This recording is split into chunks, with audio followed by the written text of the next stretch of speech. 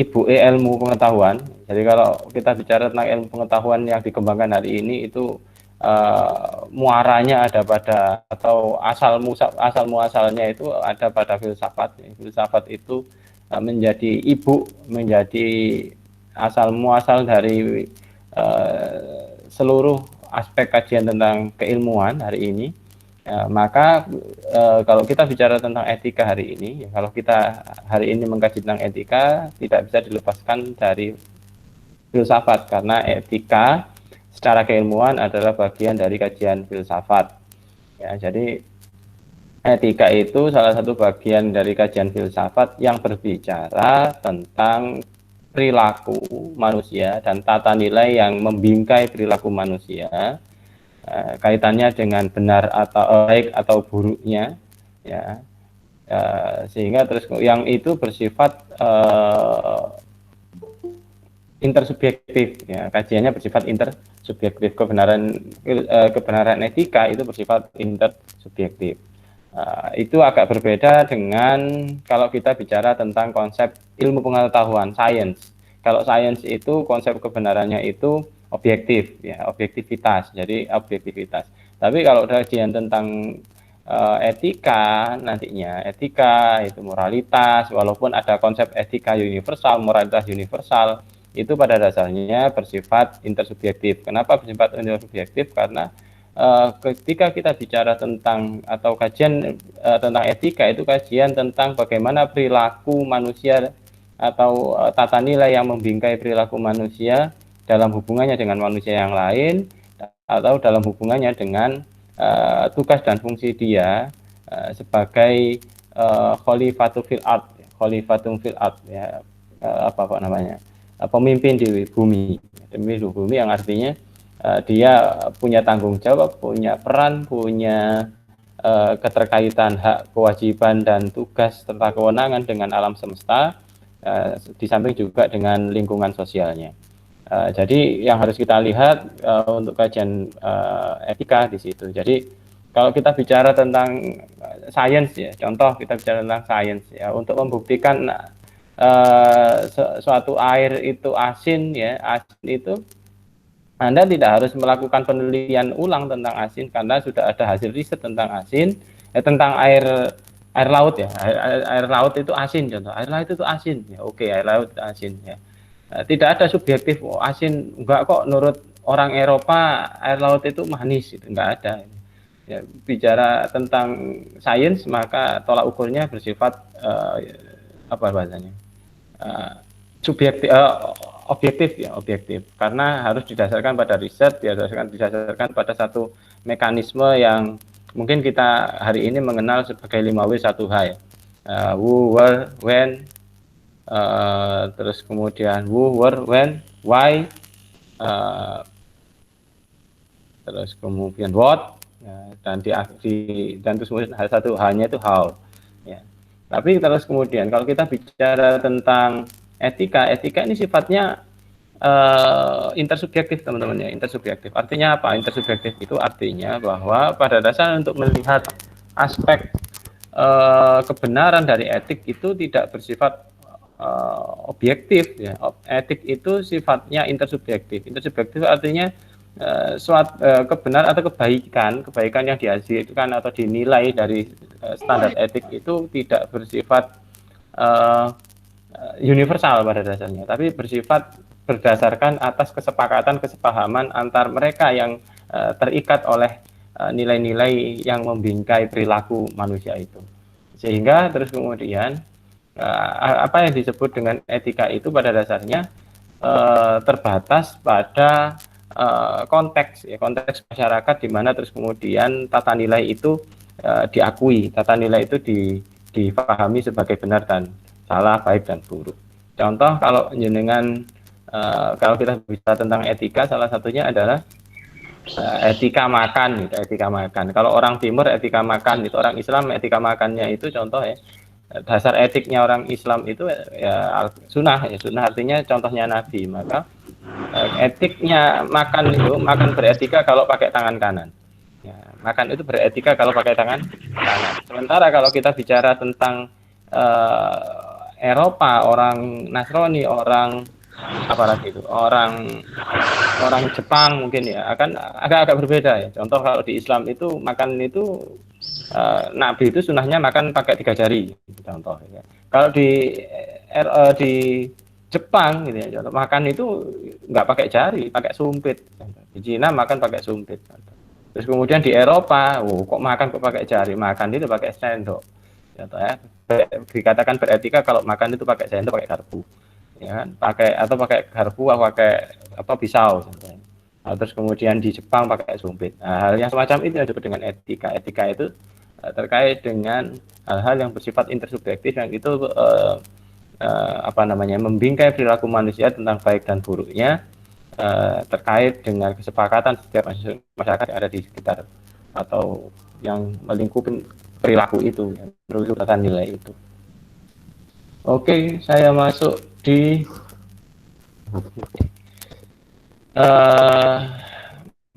kita loncat ya kalau untuk yang bahasan tentang filsafat, karena saya yakin teman-teman kemarin sudah bisa mengakses ya hasil perkuliahan kemarin filsafat tentang kegandrungan akan ilmu pengetahuan. Terus kemudian apalagi teman-teman kemarin ya proses berpikir yang sistematis, sistemis dan kritis dan sebagainya. Nanti silakan dilihat sendiri. Nah, kita masuk ke unsur filsafatnya dulu aja. Nah, kalau kita bicara tentang filsafat, kegiatan intelektual jelas ya. Kalau kita bicara tentang filsafat itu apa sih? Filsafat itu kegiatan intelektual. Yang kedua, filsafat itu bertujuan untuk mencari makna yang hakiki atau melakukan proses interpretasi atau jadi kegiatan berfilsafat itu kegiatan merenung, menganalisis, ya, kegiatan merenung, menganalisis realitas, menganalisis sesuatu yang kita dapatkan. Jadi contoh, kalau disebut dengan kegiatan berpikir itu Malang itu sebelah mananya Sidoarjo. Ya, Malang itu sebelah mananya Sidoarjo. Kalau kita ditanya ya Malang itu sebelah mananya Sidoarjo sih. Ya, kalau itu sifatnya kita hafal, kita tahu tanpa contoh. Oh Malang itu selatannya Sidoarjo, nggak perlu pakai mikir, maka itu bukan kegiatan berfilsafat. Sama halnya kayak 1+1 sama dengan 2. Kita nggak perlu mikir. 1+1 sama dengan 2. Itu nggak perlu mikir. Itu sifatnya hafalan. Itu sifatnya sesuatu yang kita keluarkan dari memori bawah sadar mungkin atau dari memori kita yang memang kita sudah tumpuk dari kecil.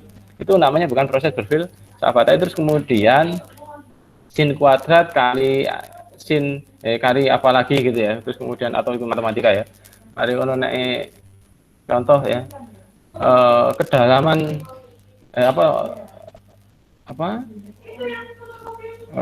contoh perubahan iklim di Samudra Atlantik itu apakah berbanding lurus dengan perubahan iklim di Samudra Pasifik contoh. Nah, proses yang demikian itu terus kemudian karena itu nggak mungkin dijawab secara apa adanya, perlu ada proses pemikiran walaupun mungkin 5 menit 5 menit 10 menit, maka proses yang semacam itu dikatakan sebagai proses berfilsafat. Jadi sederhana itu teman-teman. Jadi ketika kita menggunakan akal pikiran untuk menjawab, untuk mencari kebenaran atas sesuatu, maka itu sebenarnya kita sudah melakukan proses berfilsafat. Ya, contoh. Kemudian objeknya adalah segala fakta dan gejala. Jadi kalau kita bicara filsafat itu objeknya itu fakta dan gejala. Jadi fakta itu artinya apa yang bisa direkam, apa yang bisa diterima oleh indera kita, baik itu penglihatan, penciuman, perabaan, terus kemudian apa lagi? Rasa ya. Ada juga yang terus kemudian objek filsafat itu juga bersifat gejala, ya gejala. Ya, gejala ini yang terus kemudian dalam konteks kajian filsafat itu gejala ini biasanya dimasukkan juga ada yang namanya gejala fisik dan gejala metafisik. Gejala metafisik itu sesuatu yang bukan sesuatu yang bersifat hantu gitu ya. Wah, ini terkait. Tapi sesuatu yang memang berada di luar jangkauan fisik kita. Ya, tapi itu apa bahasanya? Itu mempengaruhi fisik ya. Gejala metafisik itu gejala yang berada di luar aspek fisik yang itu pada dasarnya berpengaruh berkaitan dengan konteks fisik ya, atau aspek fisik dari kehidupan. Itu. Kemudian, jadi kalau kita bicara tentang filsafat itu bukan hanya mengkaji tentang hal-hal yang sifatnya tampak, yang sifatnya material, ya Bu. Jadi sehingga terus kemudian filsafat itu tidak hanya bersifat materialisme, tapi juga ada yang disebut dengan idealisme. Ya, kita pernah bicara idealisme. Idealisme itu aspek kajiannya gejala-gejala yang bersifat metafisik, gejala-gejala yang bersifat di luar yang tampak. Kenapa kok di luar yang tampak? Ya, karena yang dikaji itu ide, yang dikaji itu gagasan, yang dikaji itu sesuatu yang ada pada alam alam pemikiran ya, cita-cita ya, cita ya. Nah, itu yang dikaji. Makanya terus kemudian kalau kita bicara tentang contoh sekarang kita bicara tentang konsep prediksi, ya bicara tentang konsep masa depan, kita bicara tentang konsep 20-30 tahun ide tentang contoh ide tentang nuklir, ide tentang hal-hal semacam itu, sesuatu yang mungkin hari ini tidak tampak atau mungkin waktu itu tidak muncul ya. Ide tentang nuklir, ide tentang pesawat luar angkasa contoh ya, yang hari ini sudah menjadi sesuatu yang bukan lagi kasat mata, bukan lagi metafisik tapi sesuatu yang fisik. Itu kajian awalnya itu bersifat metafisik, apa yang disebut dengan konsep ide atau bicara tentang idealisme ya itu. Oke. Saya masuk dan tidak terlalu jauh mengulangnya, saya masuk ke nih. Nah, kita bicara tentang etika sebagai filsafat moral ya. Etika adalah studi tentang perbuatan yang seharusnya, studi tentang perbuatan yang seharusnya terkait dengan bagaimana seharusnya manusia berperilaku baik terhadap dirinya, terhadap sesamanya maupun terhadap lingkungannya. Ya, berusaha menemukan prinsip-prinsip yang paling tepat dalam bersikap dan berbuat ya, yang diperlukan manusia untuk mencari kebahagiaan hidupnya. Jadi bicara tentang etika, bicara tentang bagaimana tata nilai terkait dengan perilaku perbuatan manusia yang seharusnya, yang sebaiknya, yang seidealnya kita bicara ya. Ya, sehingga terus kemudian dalam rangka untuk mencari suatu tata nilai tentang perilaku manusia, perbuatan manusia ya, yang bisa mengarahkan manusia pada kehidupan yang membahagiakan, bahasanya seperti itu, kehidupan yang berkualitas, kehidupan yang baik. Kemudian etika sebagai studi tentang kehendak manusia dalam mengambil keputusan untuk berbuat, berusaha menjelaskan dasar pertimbangan mengapa satu dinilai benar dan yang lain dinilai salah. Tadi saya sampaikan nantinya ketika kita bicara filsafat etika, kita bicara tentang baik dan buruk sesuatu itu. Contoh ya, makan tangan kiri kenapa sih kok dikatakan jelek ya, kalau makan tangan kanan kenapa dikatakan baik ya, mengucapkan kata-kata tertentu itu kenapa dikatakan itu kata yang kotor yang tidak seharusnya diucapkan, ketika mengucapkan kata-kata tertentu yang lain dikatakan itu baik ya, gimana terus kemudian kadang-kala terus kemudian ya kita bicara tentang contoh ya, mengucapkan kata anjing itu bisa bermakna atau bisa dalam konteks kajian etika itu menjadi baik, ada juga dalam konteks etika menjadi buruk contoh ya, sehingga terus kemudian bagaimana terus kemudian kita menilai suatu kata digunakan itu secara tepat baik ya, terus kemudian bisa membahagiakan banyak orang ya, ketika itu digunakan, dan pada aspek mana terus kemudian kata itu tidak seharusnya digunakan karena itu akan tidak baik dan akan apa bahasanya menyusahkan ya, menyengsarakan banyak orang. Nah, itu ya, itu kajian tentang etika, studi tentang pengembangan nilai moral ya, sebagai acuan bagi kehendak bebas manusia berdasarkan kesadaran reflektif ya. Bahasanya kita bicara menggunakan konteks kesadaran atau bahasa tentang kesadaran reflektif. Kesadaran reflektif itu kesadaran yang muncul dari proses perenungan berulang-ulang tentang realitas ya. Proses perenungan, bahasanya nek wong Islam itu kesadaran reflektif itu kesadaran yang muncul dari proses bermuhasabah ya, proses bermuhasabah, proses menghisap, bahasanya menilai secara berulang-ulang ya. introspeksi secara berulang-ulang terkait dengan suatu kondisi yang dihadapi. Itu disebut dengan kesadaran reflektif. Jadi kesadaran yang tertinggi itu kesadaran reflektif, teman-teman. Kesadaran reflektif itu kesadaran kritis yang muncul dari proses muhasabah kalau dalam Indonesia. Dalam Islam ya, dalam Islam itu diajarkan kita untuk melakukan muhasabah, ya, muhasabah atau menghitung, ya, menghitung. Jadi kalau Rasulullah itu setiap malam itu selalu bermuhasabah dengan cara apa? Ketika dia mau tidur itu terus kemudian dia merenungkan banyak hal tentang apa yang sudah dilakukan hari ini ditimbang dengan kebaikan keburukan yang dimunculkan hari itu, terus kemudian disitulah terus kemudian Aisyah itu sering atau dalam satu momen terus kemudian berbicara pada Rasulullah, ya Rasulullah, sampai niku wong sing maksum, wong sing terangkat dari dosanya, tapi opo kok mari ngono sering terlalu sangat banyak sekali melafatkan istighfar, dan tidak ada satu sahabat pun yang melebihi jenengan ketika beribadah, padahal sampean orang yang dijamin surganya. Nah, terus kemudian Rasulullah menjawab, tidakkah kamu ingin melihatku menjadi orang yang paling bersyukur di hadapan Allah?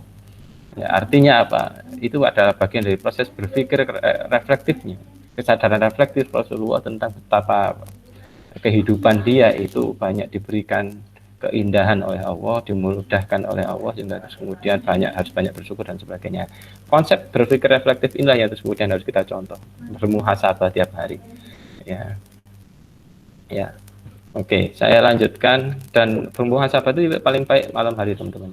Jadi kalau tadi malam saya muhasabah kita mungkin kadang-kadang kalau malam Sabtu, malam Minggu ya, atau Minggu malam Senin. Sekarang kan muhasabahnya lihat bola ya, kalau yang laki-laki.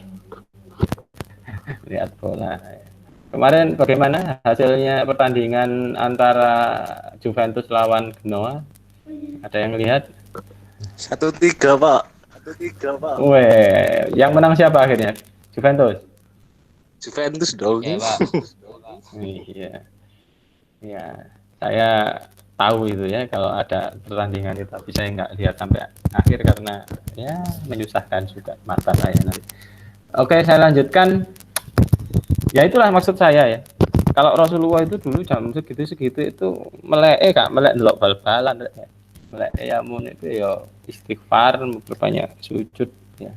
Ya semoga itu walaupun kita nggak seperti itu tapi ya dicontoh lah ya, paling enggak setelah lihat sepak bola luangkan 1-2 menit 3 menit untuk ambil wudhu, sholatlah 2 rakaat, setelah itu tidurlah kalau memang ngantuk.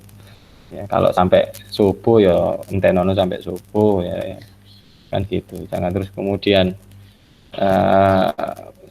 ndelok bal-balan lali sembahyang ya, itu namanya proses mendapatkan kesadaran reflektif itu enggak sampean jalani. Berarti sampean dalam satu hari itu saya yakin terus kemudian proses berfilsafatnya nggak jalan ya. Kalau sudah proses berfilsafatnya nggak jalan, pada dasarnya kita rugi dalam satu hari itu. Kenapa rugi? Karena pada satu hari itu pada dasarnya otak kita nggak mencerna apapun ya, otak kita itu berjalan bahasa itu rutinitas ya. Rutinitas itu kalau dalam konteks berpikir filsafat kalau kita menjalankan rutinitas itu yang tidak menggunakan alam pikir yang atau menggunakan satu konstruksi berpikir yang berkemajuan ya, yang mendalam, maka eksistensi kita pada hari itu tidak dianggap ya. Kita sama halnya dengan robot. Nanti kapan-kapan yang tertarik dengan kajian filsafat silakan baca bukunya Herbert Marcuse ya. Jadi manusia itu disetting seperti robot di alam modern. Caranya apa? Caranya adalah dengan adanya rutinitas. Jadi konsep hidup yang rutin itu pada dasarnya konsep hidup ala robot yang tidak selayaknya bagi manusia. Kenapa? Karena pada konteks kehidupan yang rutin semacam itu tidak akan pernah sampean dapatkan kemajuan apapun dalam standar kehidupan sampean. Nah, itu. Dan lama kelamaan sampean akan menua tanpa proses yang membaik setiap harinya.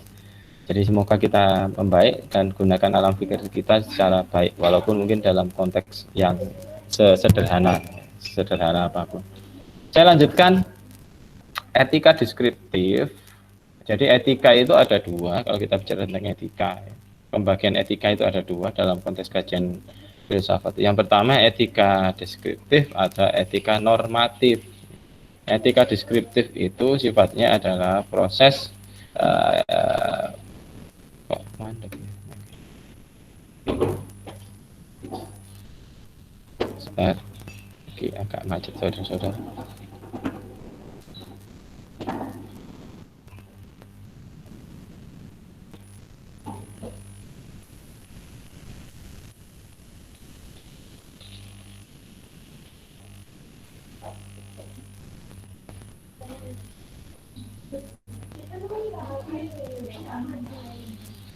Oke, etika deskriptif.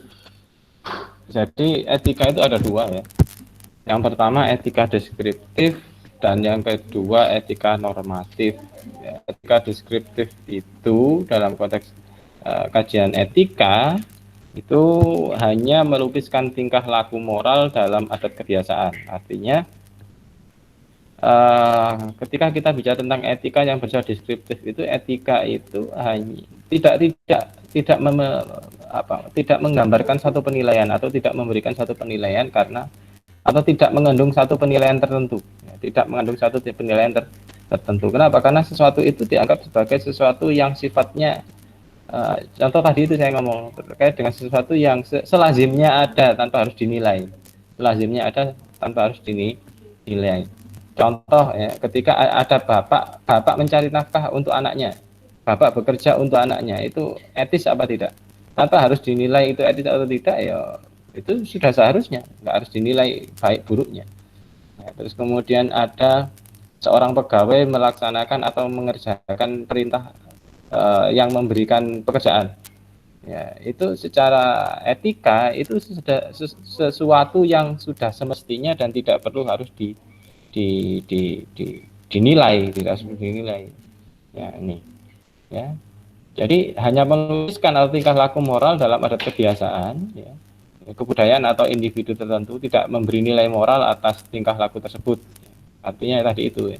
Jadi cuma menggambarkan saja, oh bapak itu kewajibannya adalah mencari nafkah untuk anak istrinya, sehingga terus kemudian kalau ada bapak mencari nafkah untuk anak dan istrinya itu sesuatu yang sudah semestinya, contoh. Nah, itu contohnya. Sebab itu etika deskriptif sudah semestinya dan tidak perlu diapresiasi. Jadi kalau ada laki-laki mencari nafkah untuk istri dan anaknya itu bukan suatu prestasi, satu prestasi. Prestasi kalau ditanya apa prestasi sampean sebagai seorang ayah, saya bisa memberi nafkah untuk anak dan istri saya, itu bukan prestasi, itu sesuatu yang sifatnya deskriptif, etikanya deskriptif, artinya sesuatu yang memang semestinya dilakukan.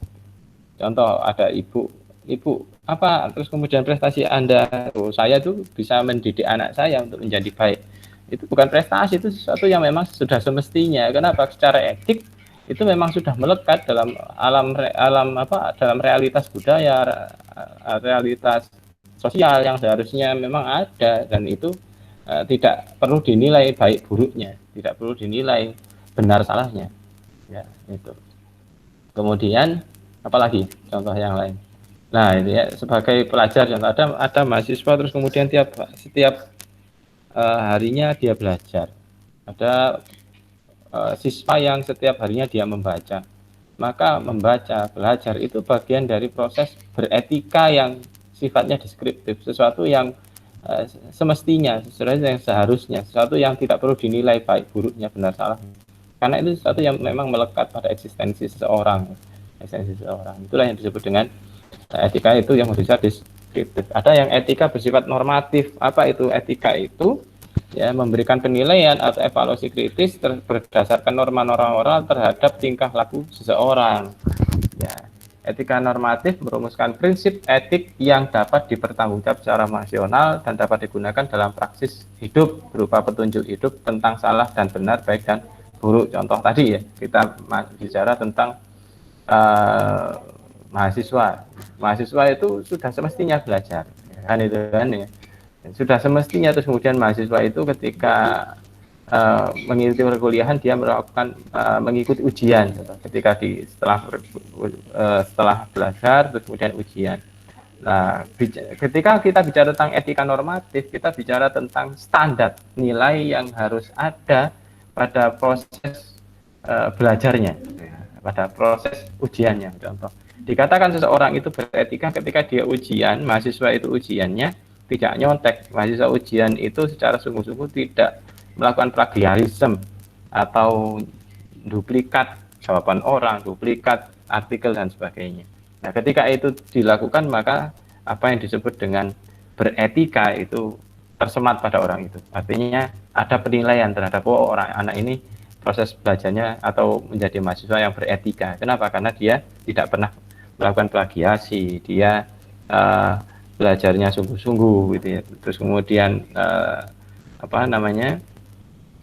tutur katanya terhadap rekan-rekannya, terhadap bisa membedakan pemilihan bahasa yang pas untuk siapa dia berbicara. Terus kemudian ketika di kelas dia tidak pernah melanggar norma, melanggar aturan yang sudah ditetapkan terkait dengan bagaimana berbusana, menggunakan sepatu dan sebagainya ya. Jadi ketika kita bicara tentang etika normatif itu bicara tentang standar nilai yang ditetapkan untuk baik dan buruknya suatu, untuk menilai baik dan buruknya suatu perbuatan dalam konteks ruang dan waktu tertentu. Jadi contohnya kalau sampai masuk ke kampus, contoh, di situ ada standar etik satu ya, tidak boleh pakai kaos oblong contoh, terus kemudian harus bersepatu ya, terus kemudian apalagi celananya nggak boleh compang-camping gitu kan ya, terus apalagi macam-macam ya. Sama halnya kayak sampean kalau mau berkendaraan sepeda motor, kendaraan bermotor di jalan raya, maka sampean harus punya SIM, harus pakai helm, pakai masker kalau sekarang ada standar pakai masker. Kemudian ada apalagi sesuai dengan rambu-rambu lalu lintas. Konteks yang semacam itu tuh namanya sebenarnya pada tataran etik, teman-teman. Ya, tapi etikanya di situ yang bersifat normatif. Etika itu yang terus kemudian ada konstruksi nilai yang dipasang untuk menilai, untuk memberikan satu standar penilaian tentang baik buruknya suatu perbuatan seseorang. Nah, kalau yang tadi itu yang etika deskriptif itu nggak ada yang semacam itu. Etika deskriptif itu tidak memberikan satu standar penilaian. Kenapa? Karena sesuatu yang dilakukan atau sesuatu yang ada yang berjalan itu pada dasarnya tidak perlu dinilai. Nah, tapi kalau contoh tadi itu ya, kalau orang pakai motor, ada orang pakai motor ya, ingin berkendara di jalan, maka ada etika normatif yang harus ditaati, ada standar penilaian yang harus ditaati, yang harus dijalankan untuk dia dikatakan benar dalam berkendaraan. Ya, ada standar, kalau ada mahasiswa mau masuk ke kampus contoh, maka ada standar etika normatif yang harus dilalui untuk dia dikatakan benar dan baik untuk masuk dalam institusi, dalam universitas, sampai masuk ke kampus. Ada standar nilai, standar etik yang itu harus dipahami, ditaati, ya, dijalankan sehingga kemudian sampai dikatakan baik. Tapi kalau terkait dengan etika deskriptif itu tidak ada yang semacam itu. Etika deskriptif terkait dengan sesuatu yang penggambaran atas suatu perbuatan yang baik, sesuatu perbuatan yang itu beretika ya, tapi tidak perlu dinilai. Karena memang secara esensial dia melekat pada perbuatan itu. Oke, saya lanjutkan ini ya, etika dan tujuan hidup manusia ya, etika dan tujuan hidup manusia. Nanti di sini akan ada beberapa aspek beberapa cabang filsafat yang menarik untuk dikaji ya. Ada hedonisme, eudemonisme, ada utilitarian, dan ada deontologi. Ya, sampai saya nanti berhenti sampai deontologi. Karena apa? Deontologi ini yang paling menarik, yang paling pengaruh, karena deontologi ini nantinya yang membingkai kehidupan manusia modern. Ya, kehidupan manusia modern atau etika modern itu lahir dalam konteks pemikiran deontologi. Ya, dengan tokohnya adalah Immanuel Kant. Ya, saya masuk ke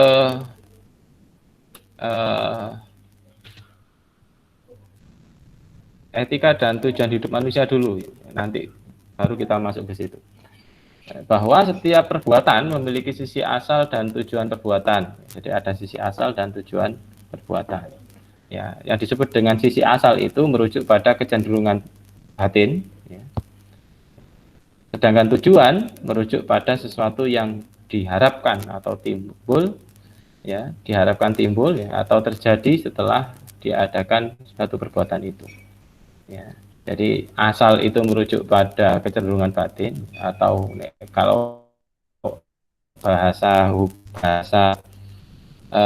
agamanya itu niat. Ya.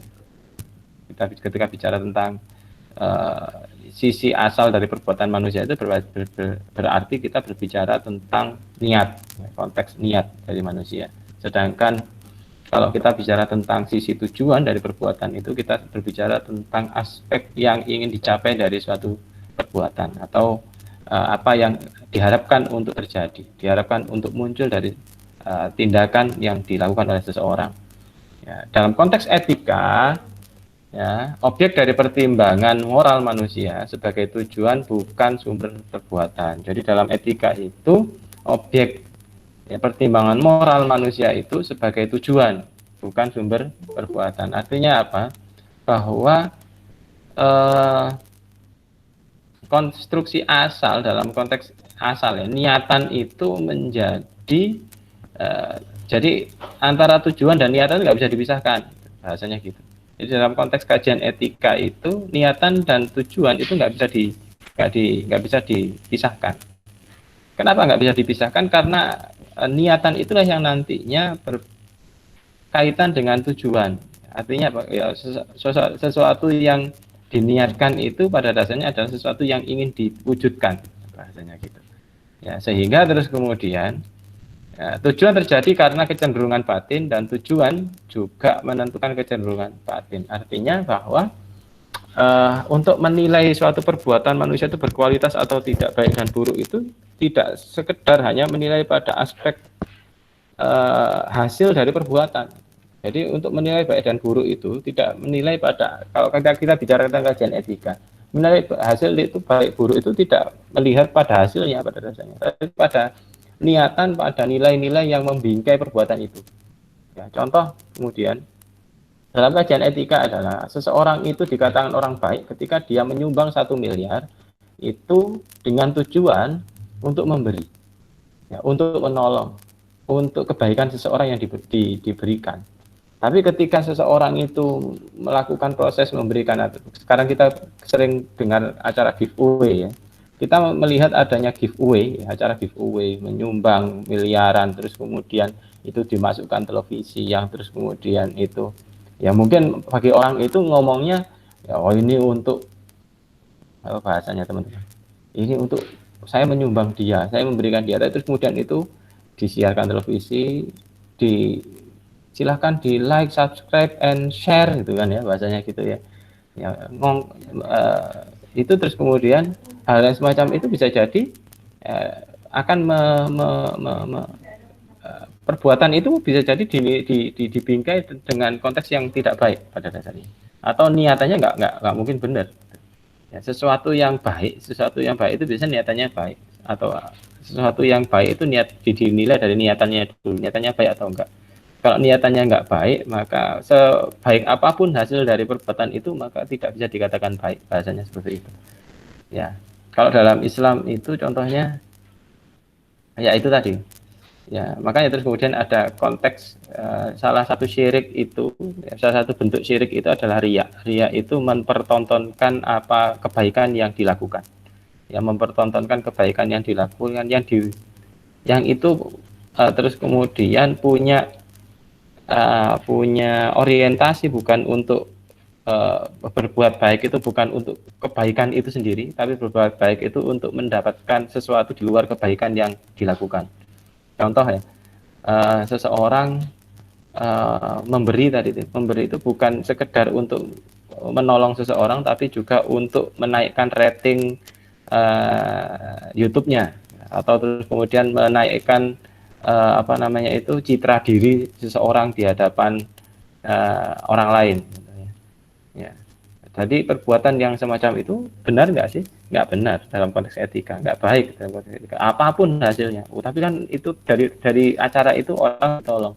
Dari acara bedah rumah yang di televisi itu ada orang yang terus kemudian rumahnya yang tadinya jelek menjadi baik. Problemnya adalah bukan pada aspek hasil dari perbuatan. Problemnya ada pada aspek penilaian atas standar nilai moralitas yang digunakan. Ya, sehingga terus kemudian pertanyaannya adalah bahasanya innamal a'malu binniyat tadi itu. Likulli imri'in ma nawa ya. Baik buruknya perbuatanmu dinilai dari niatanmu. Ya, kalau niatanmu jelek ya jelek, kalau niatanmu baik ya baik. Apapun perbuatanmu kalau itu niat apapun kebaikan yang kamu lakukan kalau niatannya nggak benar maka Allah tidak akan menilai itu sebagai suatu kebaikan. Itu. Jadi ini yang disebut dengan konteks kajian tentang etika sehingga teman-teman kalau kita bicara tentang etika tolong jangan disamakan dengan kajian tentang ya tadi itu ya terkait dengan kita harus jeli-jeli bahasanya kita harus jeli-jeli ini aspek kajiannya apa kalau kita bicara tentang perbuatan seseorang pada dasarnya kita berbicara tentang standar etik ya karena bicara tentang standar etik maka kita harus melihat pada aspek yang semacam ini ya menilai dulu pada aspek asal dari perbuatannya atau pertimbangan-pertimbangan moral yang digunakan itu apa terus kemudian kita baru menilai pada aspek bagaimana perbuatan itu dilakukan terus kemudian hasilnya seperti apa ya, walaupun dalam konteks kajian etika hasil itu tidak dinilai ya, hasil dari perbuatan itu tidak dinilai karena yang dinilai itu pada aspek pertimbangan moral dan bagaimana suatu perbuatan atau suatu tindakan itu dilakukan ya itu. Kenapa? Karena nanti yang dinilai jadi bisa jadi satu perbuatan itu awalnya niatannya baik, tapi terus kemudian pada hasil akhirnya buruk. Itu banyak sekali terjadi, ya itu contohnya. Dan terus kemudian apakah salah seseorang yang berbuat baik itu? Ya nggak salah orang berbuat baik, kalaupun hasilnya tidak atau menjadi tidak baik itu bisa jadi bukan karena kesalahan dia ya. Sehingga terus kemudian dinilai ya untuk menilainya apa ya tadi itu dinilai dulu ya nilai moralitas yang membingkai itu apa terus kemudian bagaimana dia menjalankan itu kalau memang itu sudah benar sudah pas sudah baik maka apapun hasilnya itu tidak dinilai ya artinya tidak lagi perlu diperdebatkan ya karena hasil itu terus kemudian bisa jadi tadi itu ya walaupun ada yang ngomong hasil itu tidak pernah mengingkari proses ya. Tapi pada dasarnya ya tidak semua hasil itu sejalan dengan proses yang dilalui. Kemudian di sini ada beberapa sistem etika yang dikenal dalam kajian filsafat, ada hedonisme, ada terus kemudian eudemonisme, ya ada utilitarianisme, ada deontologi.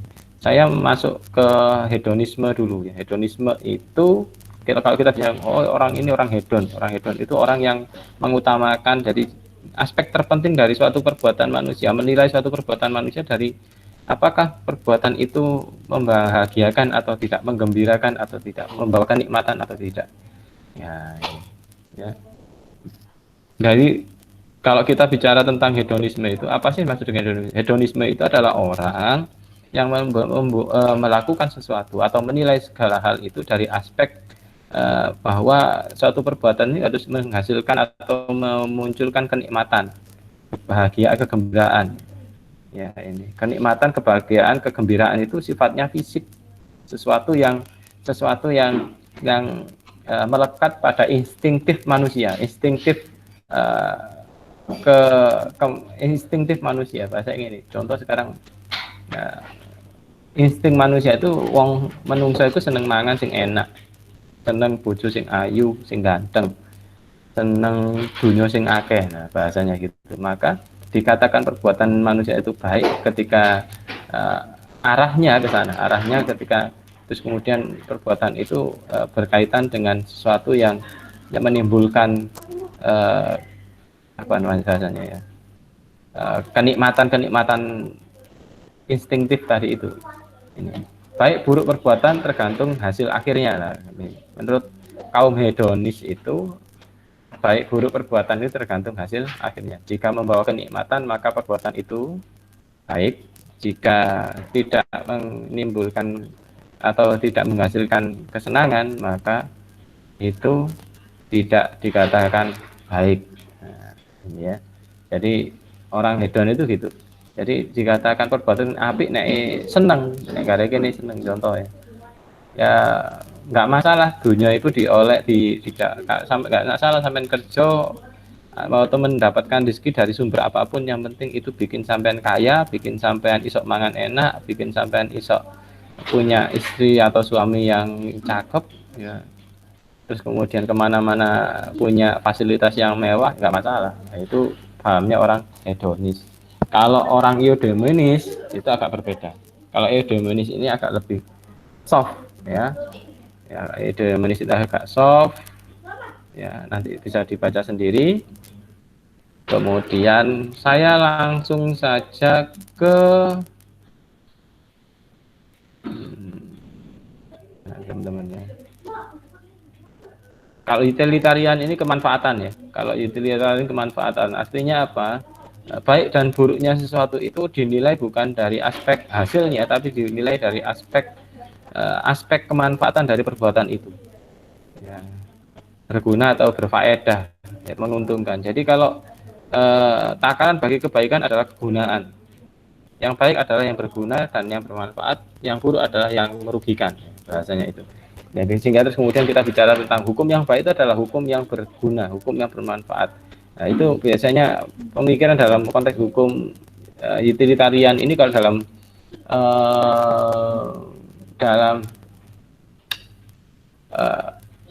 dalam keilmuan hukum ya, dalam keilmuan hukum ya, dalam pemikiran hukum itu kita mengenal yang namanya ada David Hume. David Hume itu orang filsafat ya. Orang filsafat. Kalau David Hume itu kalau di hukum itu ada Jeremy Bentham. Nah, Jeremy Bentham menyatakan bahwa tujuan tertinggi atau tujuan dari setiap pembuatan hukum itu harusnya adalah kemanfaatan, kebergunaan. Jadi menghitung baik buruknya hukum, menilai baik buruk salah benar, baik buruk, tepat dan tidak tepatnya suatu aturan itu dinilai atau ditakar berdasarkan kegunaan dan kemanfaatan dari hukum itu sendiri. Ya. Kemudian yang terakhir, ya, ini saya sudah telat karena memang ada janjian dengan Bu Budi, teman-teman. Yang terakhir adalah deontologi. Deontologi itu kajian tentang ya ini ya. Bahasanya the greatest happiness of the greatest numbers. Nah, itu bicara tentang konteks kalau kita biasanya ngomong kebijakan ya, kebijakannya seperti itu. Ya, itu yang bisa digunakan di negara-negara modern. Kalau kita bicara tentang deontologi itu menyatakan bahwa perbuatan manusia dari sisi maksud si pelaku, ya, memandang perbuatan manusia dari sisi maksud si pelaku dalam melakukan perbuatan tersebut. Ya, hanya menilai apakah suatu perbuatan itu wajib dilakukan atau tidak. Jadi gini, dalam filsafatnya kan, dalam pemikirannya kan itu ada yang disebut dengan imperatif kategoris. Apa yang dimaksud dengan imperatif kategoris? Bahwa manusia itu punya kecenderungan untuk berbuat baik secara alam bawah sadar. Jadi untuk menilai suatu perbuatan itu baik dan buruk itu dilihat saja pada aspek kesadaran dia untuk melakukan sesuatu itu. Kalau kesadaran yang mendorong perbuatan itu adalah sesuatu yang baik, kesadaran yang bersifatnya tadi ya, imperatif kategorisnya tadi itu ya, itu sesuatu yang itu memang dimunculkan dari fitrah atau kesadaran moral dia, maka perbuatan itu baik. Ya, ini ya, ini. Ya, ada 3 kemungkinan orang memenuhi kewajibannya. Yang pertama karena hal itu menguntungkan, karena merasa langsung terdorong dalam hati, dan karena demi kewajiban. Jadi ada 3 aspek, dan yang tertinggi adalah pada aspek ketiga ini sebenarnya ya. Satu ini karena menguntungkan ini instinktif sebenarnya ya, langsung terdorong dalam hati ini bersifat sangat subjektif dan bisa jadi terus kemudian ini tidak bahasanya di luar standar nilai yang diakui bersama. Tapi kalau berdasarkan demi kewajiban sesuatu, contoh ya, manusia itu saya melakukan, saya ada orang tua mau menyeberang jalan di tengah jalanan yang padat.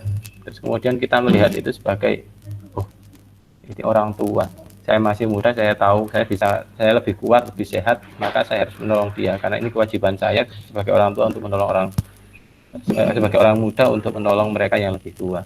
Nah, kesadarannya ini menurut Immanuel Kant disebut dengan perbuatan yang beretika karena apa? Karena didasarkan atas kesadaran tentang kewajiban asasi dia sebagai makhluk, sebagai manusia, sebagai bagian dari realitas sosial.